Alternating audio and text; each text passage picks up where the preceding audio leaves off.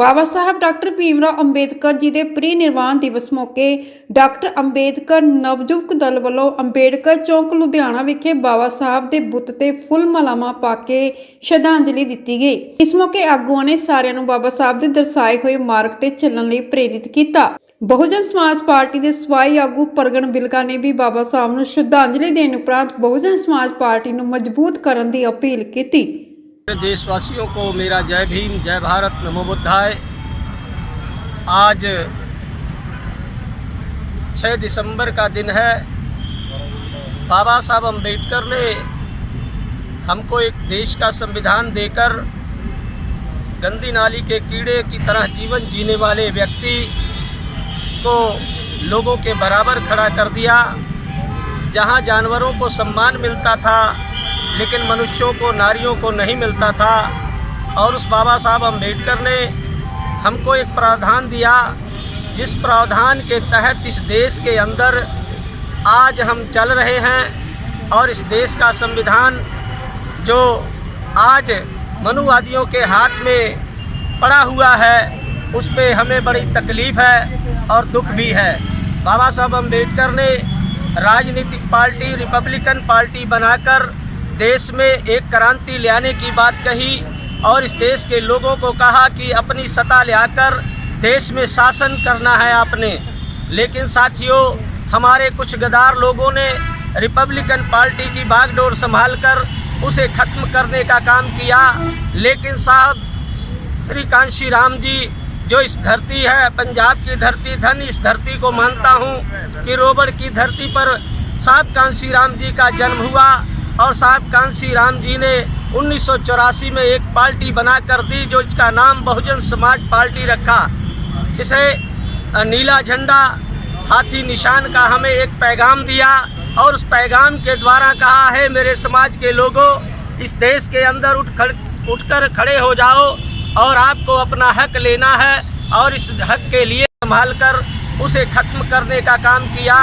लेकिन साहब श्री कांशी राम जी, जो इस धरती है, पंजाब की धरती, धन इस धरती को मानता हूँ कि रोबड़ की धरती पर साहब कांशी राम जी का जन्म हुआ।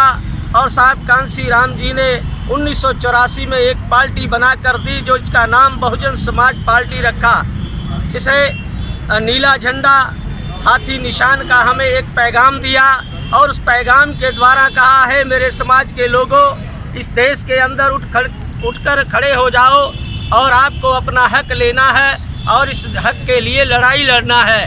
लेकिन मेरे देश के जो मूल निवासी हैं और SC BC OBC के लोग हैं, वो लोग बाबा साहब की बात को भी नहीं माने और साहब कांशी राम की विचारधारा को भी नहीं माने। आज उसका कारण है कि इस देश में मनुवादी लोग आज इस देश के अंदर अपनी वर्चस्व बनाकर हमारे देश पे अत्याचार हो रहा है। हमारे देश के लोगों को जगह जगह प्रताड़ित किया जा रहा है। हमारी बहन बेटियों की आबरू लूटी जा रही है। क्या मेरे देश के अंदर बाबा साहब के दिए हुए प्रावधान के अंदर आज जो देश में MP MLA चाहे वो किसी भी पार्टी में बैठे हैं, लेकिन वो लोग उन लोगों के तलवे चाटते रह गए, लेकिन अपने देश के लोगों की, अपने देश के मूल निवासियों की आवाज़ उठाने में कामयाब नहीं है। धिक्कार है उनको। बाबा साहब की देन की वजह से वो आज MP MLA और विधायक बनकर अपनी अपनी कुर्सियों को संभाले हैं, लेकिन उन लोगों को मुंहतोड़ जवाब नहीं दे पाते। इसका कारण क्या है, उनसे जवाब मांगना चाहता हूँ। और मैं ये कहूँगा, पूरे देश के लोगों, आपके लोग एक ही एक विकल्प है, जो देश के अंदर जो संघर्ष कर रहे बहुजन समाज के लोग, मैं आप लोगों से कहूँगा कि देश के अंदर आप अपने विकल्प को तैयार करके बहुजन समाज पार्टी को सरकार ले आइए। 2024 में जब तक आपकी अपनी सरकार नहीं आएगी, इस देश का सुधार नहीं हो सकता। इस देश के अंदर उन लोगों के दिए हुए भीख मत लो। आप लोग उनको कहो, हमें रोटी, कपड़ा, मकान चाहिए और पढ़े लिखे बच्चों को नौकरी और रोजगार चाहिए। यही कहते हुए मैं आप लोगों से रजा चाहता हूं और दोबारा अपील करता हूं कि आप लोग अपने आप को संभालो और बाबा साहब के दिए हुए मिशन को लेकर और बहुजन समाज की सरकार बनाकर आप इस देश में अपनी सत्ता को कायम करो। जय भीम, जय भारत। आज 6 ਦਸੰਬਰ 1956 ਨੂੰ ਜਿਸ ਦਿਨ ਬਾਬਾ ਸਾਹਿਬ ਡਾਕਟਰ ਭੀਮਰਾਓ ਅੰਬੇਦਕਰ ਸਾਹਿਬ ਸਾਨੂੰ ਸਦਾ ਲਈ ਸਾਡੇ ਤੋਂ ਚਲੇ ਗਏ। ਉਹ ਸਰੀਰਕ ਤੌਰ ਤੇ ਬੇਸ਼ੱਕ ਸਾਡੇ ਤੋਂ ਚਲੇ ਗਏ, ਪਰ ਉਹਨਾਂ ਦਾ ਦਿੱਤਾ ਹੋਇਆ ਸੰਵਿਧਾਨ ਜਿਹਦਾ ਹੈ, ਉਹਨਾਂ ਦਾ ਕੀਤਾ ਹੋਇਆ ਅੰਦੋਲਨ ਜਿੰਦਾ ਹੈ। ਉਹਨਾਂ ਦੇ ਜਾਣ ਤੋਂ ਬਾਅਦ ਉਹਨਾਂ ਨੇ ਲੋਕਾਂ ਨੂੰ ਇੱਕ ਸੁਨੇਹਾ ਦਿੱਤਾ ਸੀ, ਮੇਰੇ ਸਮਾਜ ਦੇ ਲੋਕੋ, ਮੇਰੀ ਜੈ ਜੈਕਾਰ ਕਰਨ ਨਾਲੋਂ ਚੰਗਾ ਮੇਰੀ ਸੋਚ ਨੂੰ ਅਪਣਾਇਓ। ਦੇਸ਼ ਦੇ ਅੰਦਰ ਜਿਹੜਾ ਕਾਰਵਾ ਮੈਂ ਦੁੱਖਾਂ ਤਕਲੀਫਾਂ ਨਾਲ ਇੱਥੇ ਤੱਕ ਲੈ ਕੇ ਆਇਆ, ਕਿਰਪਾ ਕਰਕੇ ਇਹਨੂੰ ਜੇ ਅਗਾਂਹ ਨਹੀਂ ਲੈ ਜਾ ਸਕਦੇ ਤਾਂ ਇਹਨੂੰ ਪਿੱਛੇ ਵੀ ਨਾ ਜਾਣ ਦਿਓ। ਸਾਥੀਓ, ਇਸ ਦੇਸ਼ ਦੇ ਅੰਦਰ ਸੰਵਿਧਾਨ ਨੂੰ ਬਚਾਉਣ ਲਈ, ਦੇਸ਼ ਨੂੰ ਬਚਾਉਣ ਲਈ, ਦੇਸ਼ ਦੇ 75 ਸਾਲ ਬਾਅਦ ਵੀ ਅੱਜ ਰਾਜ ਭਾਗ ਜਿਹੜਾ ਉਹ ਸਾਡੇ ਹੱਥ ਵਿੱਚ ਨਹੀਂ, ਮਨੂਵਾਦੀ ਲੋਕਾਂ ਦੇ ਹੱਥ ਵਿੱਚ ਇਸ ਦੇਸ਼ ਦਾ ਰਾਜ ਭਾਗ ਆ। ਸੰਵਿਧਾਨ ਤੇ ਉਹਨਾਂ ਦਾ ਕਬਜ਼ਾ ਆ। ਜੋ ਅੱਜ ਹੋਣਾ ਚਾਹੀਦਾ ਸੀ, ਊਚ ਨੀਚ ਖਤਮ ਹੋਣੀ ਚਾਹੀਦੀ ਸੀ, ਸਭ ਕੁਝ ਬਰਾਬਰ ਹੋਣਾ ਚਾਹੀਦਾ ਸੀ, ਉਹ ਨਹੀਂ ਹੋ ਸਕਿਆ। ਜਿਹੜੀਆਂ ਸਰਕਾਰਾਂ ਮੁਫਤ ਪੜ੍ਹਾਈ, ਮੁਫਤ ਦਵਾਈ ਦੇ ਨਾਂ ਤੇ ਬਣੀਆਂ, ਉਹ ਧੋਖਾ ਹੈ ਲੋਕਾਂ ਨਾਲ। ਸੰਵਿਧਾਨ ਦਾ ਰਾਜ ਹੋਣਾ ਚਾਹੀਦਾ ਦੇਸ਼ ਦੇ ਅੰਦਰ। ਜਿਹੜੇ ਕਾਲਜਾਂ ਸਕੂਲਾਂ ਦੇ ਅੰਦਰ ਅੱਜ ਡਿਗਰੀਆਂ ਬੱਚਿਆਂ ਦੀਆਂ ਗਹਿਣੇ ਪਈਆਂ, ਮਜ਼ਦੂਰ ਤੇ ਲਾਠੀਚਾਰਜ ਹੋ ਰਿਹਾ, ਮੁਲਾਜ਼ਮਾਂ ਤੇ ਲਾਠੀਚਾਰਜ ਹੋ ਰਿਹਾ, ਦੇਸ਼ ਦੇ ਅੰਦਰ ਨੌਕਰੀ ਦਾ ਕੋਈ ਪ੍ਰਬੰਧ ਨਹੀਂ। ਇਹ RSS ਦੀਆਂ ਸਰਕਾਰਾਂ ਸਾਡੇ ਨਾਲ ਧੋਖਾ ਕਰਦੀਆਂ। ਆਓ ਭਰਾਓ, ਇਕੱਠੇ ਹੋਈਏ, ਦੇਸ਼ ਦੇ ਅੰਦਰ संविधान का राज लेके आइए।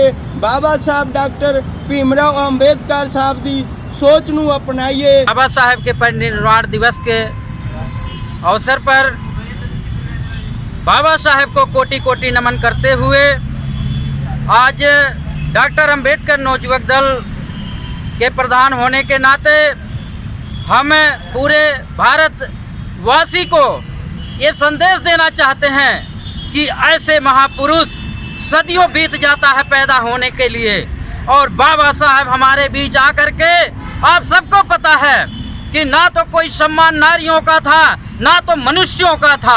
जानवरों का सम्मान तो था लेकिन मनुष्यों का नहीं था। ऐसे समय में बाबा साहब पैदा होते हैं और पैदा होने के बाद इतने कठिनाइयों के साथ जो है अपनी शिक्षा हासिल करके, और हमें आज जो है इसी समाज के लोग दलाली पर जो है उतारू हो गए हैं। आज हमारे लोग जो सांसद में पहुँचे, विधायिका में पहुँचे, न्यायपालिका में पहुँचे, हर जगह हमारे लोग पहुँचे, लेकिन बाबा साहब के उद्देश्यों पर काम न करके सिर्फ अपने पेटों के पीछे दौड़ते हैं। अपने आप को सोचते हैं कि हम कितना धन कमा लें, समाज का काम भूल जाते हैं। लेकिन हम सभी साथियों को कहेंगे कि आप जहां मर्जी रहो, लेकिन बाबा साहब जैसे फिर दुनिया में पैदा होने वाले नहीं हैं, और बाबा साहब के बताए हुए मार्ग पर चल के अपने इस संविधान को सुरक्षित। आज पूरे भारतवर्ष में देखा जा रहा है कि बाबा साहब की प्रतिमा लगाना हर कोई चाहता है, लेकिन बाबा साहब के जो सिद्धांत हैं उनको मानना कोई नहीं चाहता है। जहाँ तक समतामूलक समाज की गणना की बात आती है, जहाँ सामाजिक न्याय की बात आती है, तो वहाँ पर जो है जातिगत भेदभाव की बात सामने आ जाती है।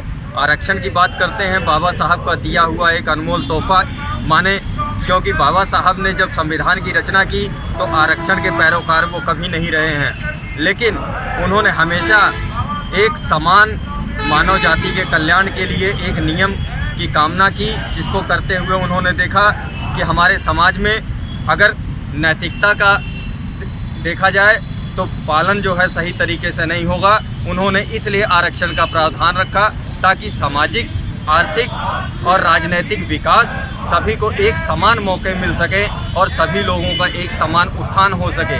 लेकिन आज कुछ लोग आरक्षण को ही दोषी मानते हुए आरक्षण विरोधी बयान देते हैं, लेकिन आरक्षण की जो मूल भावना है सिर्फ उसको सिर्फ और सिर्फ वजीफे तक, सिर्फ और सिर्फ उसको जो है शिक्षा के बीच में माध्यम बना करके नौकरी पाने का एक जरिया मान करके लोगों का आडंबर बना के रख दिया गया है। जबकि बाबा साहब ने नेतृत्व के लिए आरक्षण दिया था कि नेतृत्व का जो अधिकार है वो सभी को समान रूप से मिले, चाहे वो राजनीतिक नेतृत्व हो, चाहे सामाजिक नेतृत्व हो, चाहे शैक्षिक नेतृत्व हो, सबको एक समान अधिकार मिले।